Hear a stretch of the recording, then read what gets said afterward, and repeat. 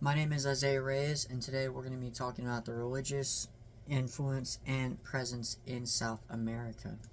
Now, I wanted to do South America because out of all the three, I feel like I'm more connected to that because as a person of Mexican heritage, I felt like it would be more appropriate to go through this continent.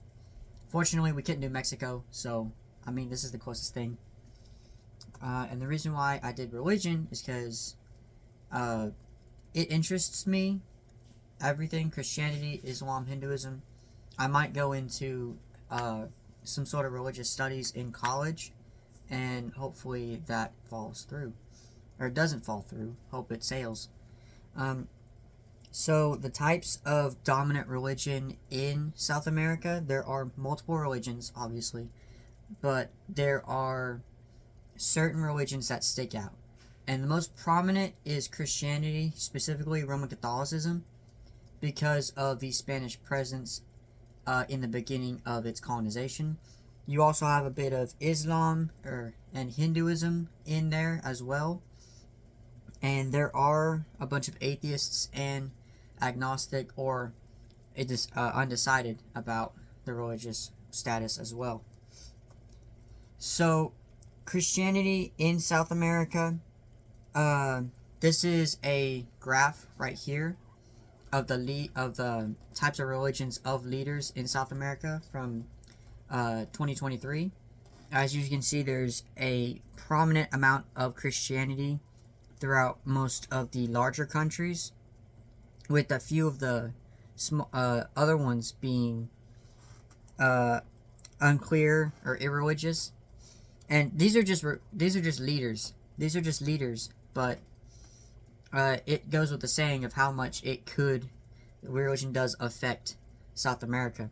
And you might be able to see it right here, but in the tiny corner right here in this green, that's a prominent area of Islam. And right here as well in the orange, that is Hindu. So a lot of those main religions that are in that graph. And this next slide shows why religion is the way it is in South America. So, when Columbus sailed and discovered the New World, there were many countries who wanted to take over and colonize these areas for themselves. And two of those were Spain and Portugal.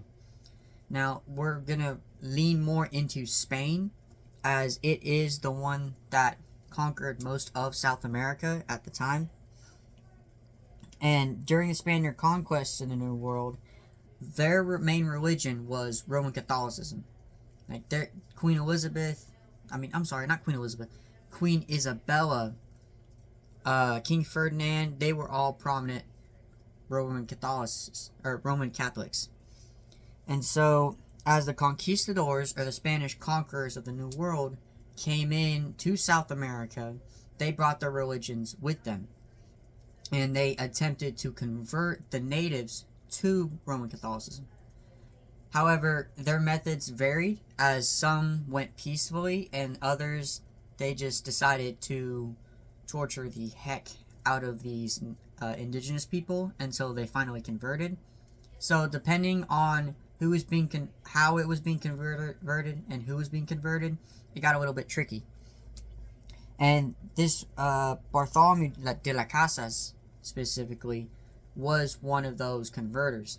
Now, in this next slide, it's a little bit of preview of who he was. He was a Spanish clergyman. He became the friar of the Hispaniola, otherwise known today as the Dominican Republic. And at first, he did support the raids of slaves and indigenous people, and he did support the slavery that they were going under. However, as soon as he heard about the cruelty how they were being treated or mistreated, just for the fun of it, for some conquistadors, he decided to become a activist against this said treatment. And here's a quote from what he said about it. It says, "What we committed in the Indies and out among the most unpardonable offenses against God and mankind, and this trade in India's slaves as one of the most unjust, evil, and cruel among them. And, of course, as we all know in history, South America did not stay under colonization for long. The independence movement of these countries brought them away from their Spanish predecessors. And two of the most prominent names that we talked about in our history class were Simón Bolívar and José de San Martín. Simón Bolívar is the main figure of this historical event. He was El Libertador, and he liberated most of the countries of South America, which included Venezuela, Colombia, Bolivia, Ecuador, and Peru. And Jose de San Martin, who's up here, forgot to mention, that is Simón Bolívar right here on the white horse, if you can see that. And right here, up in the picture by himself, is Jose de San Martin. And he was responsible for the liberation, or partial liberation, depending on how it worked with Simón Bolívar, because they worked together in some instances.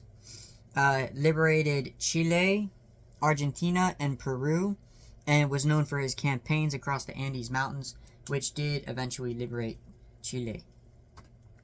And right here is a map of the dates of independence for each of these South American countries. February 27th, 1844 was the Dominican Republic. May, in the May season, dates 1811 was Paraguay, and the 26th of 1966 was Guyana. In July, on the 5th of 1811, Venezuela was liberated. The 9th, 1816 was Argentina. The 20th of 1810 was Colombia, and the 28th of 1821 was Peru. In August, we have on the 6th of 1825, Bolivia was freed. August 10th, 1822, that was Ecuador. The 25th of 1825 was Uruguay. The 7th of 1822 was Brazil. September 7th, 1822 was Brazil. September 18th of 1810 was Chile. And November 25th of 1975 was Suriname. And as you can see here, some of these names are in orange. You look down here, it says all the dates and countries in orange were previously owned by the Spanish. I'm pretty sure that Guyana was owned by the UK, the United Kingdom, until 1966 during the Cold War, where decolonization was a thing.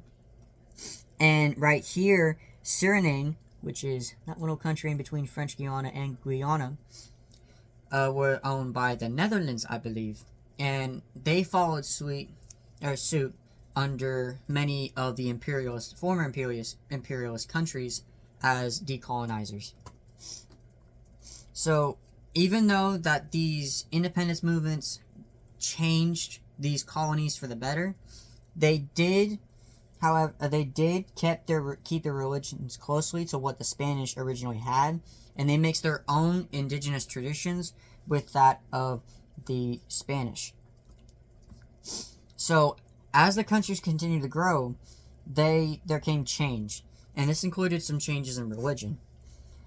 Islam, for instance, which came from Indonesia and Southeast Asia, found a place in Suriname as the largest percent of Muslim activity in South America. And Hinduism also found a place in Suriname, as well as in places like Brazil and Guyana.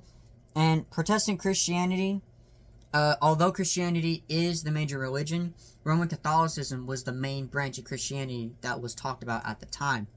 However, Protestant Christianity, especially today, is on the rise, and Roman Catholicism is steadily decreasing down, although it is still, again, a major force in South America. So, I'm going to go in a little bit into more of why Protestantism is growing, and then we're going to talk about how religion affected the South America as a continent. So, Protestantism is growing, and Roman Catholicism is shrinking. And converts say that the reason why they converted to Protestantism from Roman Catholicism is because they wanted a more personal relationship with God.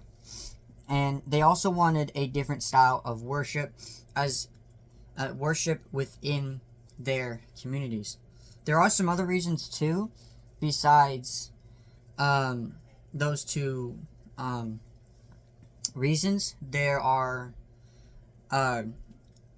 moral standards that Roman Catholics don't usually go into, that Protestantism does go into. And that was one of the reasons why many converts did convert. It was because they wanted those issues addressed, and they wanted them to be seen the way they saw them. And they also have alternate forms of spiritualism that kind of tie in with indigenous tradition. And that is another reason why they converted. So how has it affected South America? How has it affected it? We talked about how it affected it historically, but we need to talk about how it affected it just period. And a lot of great nations around the world, religion in this case influenced their art, and it has given us images such as this one right here. This is the union of the Inca royal family with the houses of Loyola and Borgia. And this now hangs on the walls of the Jesuit Church of the Transfiguration in Peru. It was painted around 1614. And if you can see right here, hang on, let me move this a bit closer. If you can see right here, these two men with the dark robes have halos around their heads. I don't know if you can see that, but this one right here is Ignatius of Loyola, and as you can see, he's holding a Latin manuscript. And this kind of goes with what the clergy did. They tried spreading the word of God. They tried writing down the scriptures, interpreting the scriptures. So this goes in with what they were trying to do at the time. And right here, this is Saint Francis Borgia, right here. He was also a clergyman, and as you can see, he's holding a skull. Now, unfortunately, skull means death. Death is always present. They were a bit moody back then. It was true, but that doesn't mean you have to get all into it. And if you can look up to where this little icon is right here, that is the symbol of Jesus, the monogram of Jesus, and it represents the Society of Jesus, or the Jesuits, as they are known today. Religion in South America also influenced their architecture, as you can see right here. These three beautiful churches, cathedrals. This one right here is called Santuario de las Lajas in Colombia. This one is the Catedral Basilica de Salta, Argentina. And this one right here is the Basilica Catedral de Lima in Peru. And as you can see, it looks like not fully Renaissance, but it looks like something that will come out of Italy. And as for the social and political aspects of this of religion in South America, since the Catholic Church was the dominant religion within the continent, it was also involved in politics, as well as the social structure and cultural values that came with it. And let me back up real quick so you can see me a little bit better. Protestantism also allowed strong issues like abortion and same-sex marriage to be questioned and taken under consideration.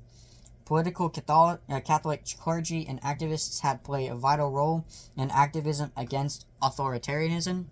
And if you know anything about South America, you know that it was always minority over majority most of the time, with the minority being the elite government, elite classes.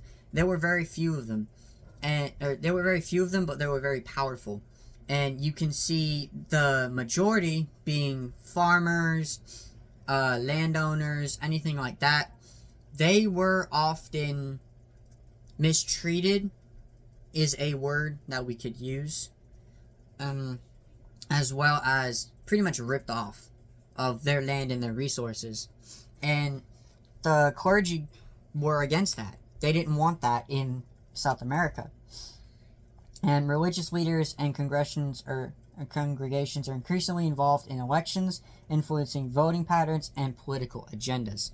This includes stuff like voting for president, voting for basically whoever is in the government, anything around that nature. So it also influenced education in a way, because again, since Catholicism was the major religion in South America, it did influence it at a certain point, and it still does today. Teachers who work in Catholic schools, as you would expect, also studied in Catholic universities. And there are optional religious teaching in many of the South American schools today. However, more educational institutions are moving to a form of education that respects personal beliefs and faiths. This could be the beliefs that we talked about, like Christianity, Islam, Hinduism, just kind of a step back from the main Catholic faith and moving toward just education, not on a religious basis. And however, religious backgrounds clash with the power of the Catholic presence, as the creation of a truly inclusive environment is still being questioned. So although South American constitutions and as such as that state that there is freedom of religion, there are many there, as you can imagine. There's still discrimination, religious discrimination, and it affects with how people are treated there as well. I mean, it affects people how they're treated, as well as how they live and how they just go around their day. So they probably need to fix that. So in conclusion with this lecture, the religious aspect of South America has helped shape its history, culture, and influence in most of the aspects of the individuals living on the continent. As we went over, there's architecture, art, education, political and social activism, and it has influenced their history in such a way that I don't think there is anywhere else other than Europe specifically where there is a more religious influence than anywhere else. Like you could look at us in America. We do have the freedom of religion, but our freedom of religion is so this way and that way that we're not really united as a country in a sense like what they are. Because the dominant religion there is Roman Catholicism. Almost, I will say 75 to 80% of them are going to be Roman Catholics. And that kind of unites them a bit more together than what we here in America have. Because you have multiple branches of Christianity, let alone religions. So, South America's rich climate, if you've ever been there, it's something to see. Combined with its fruitful atmosphere and religious presence, make it unique to the rest of the world. And that is all I have today. I hope you enjoyed this lesson. And, yeah.